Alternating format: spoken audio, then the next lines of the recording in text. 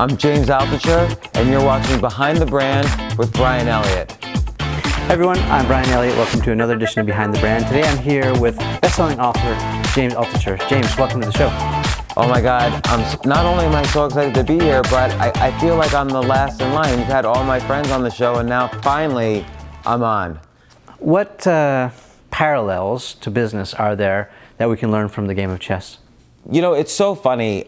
There are so many parallels to business with chess, but it's not what you would think. My dad taught me to play chess, and he was a very good chess player himself. Played in tournaments when he was younger, and so on. And so I asked him, I was a naive, young 10-year-old, and I asked him, does this mean you could be a general in an army because you know chess? And he said, absolutely not. And so that the parallel is not thinking strategically or thinking in military ways and things like that. But here's where the parallels are. When you learn to master one thing, you kind of start to build this, you learn the language of mastery. So what's the language of mastery? Okay, with chess, so I'm a ranked chess master, I had to learn the history of the game. Not for fun, but because I needed to learn how did certain positions and commonly played openings, how did they manifest? How did people play in the 1800s? What's different now? How has chess education improved and chess learning improved? I had to learn, you have to learn a variety of different things. How to play as white, how to play as black, how do you play the end of the game, how do you play the middle of the game, how do you study the opening of the game? So you have to learn from a variety of things. You learn how to model superior people at the thing you want to master. So I would study all the games of, let's say, Garry Kasparov because I wanted to play like him. And so it's, what would Garry Kasparov do here? And you can answer that because you study maybe 1,000 of his games. So you get a feeling, you get an intuition. What sorts of moves would he look at?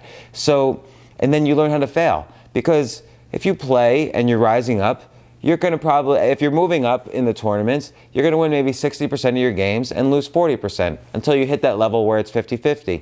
So you're going to lose lots of games.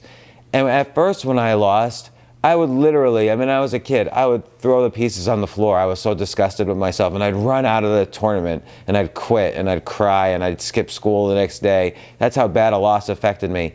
And I wouldn't improve that way. You have to then take the loss and study it. What did I do wrong? What could I do better next time? Am I bad at this type of position? And then I would have a coach, and he would set up position after position for me of that type of position, and I'd learn how to play that type of position.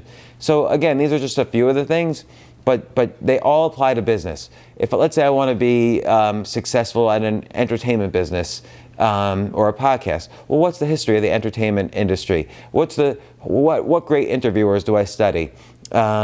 Who do I want to model myself after? What do I do after a bad show? How can I examine it? Who can I show it to ask how I could have improved? And I've had many bad podcasts and have had to show experts and ask them, how could I have improved?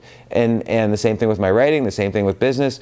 You learn the language of mastery, and the same principles apply in each case. So good. So inspiring from James Altucher.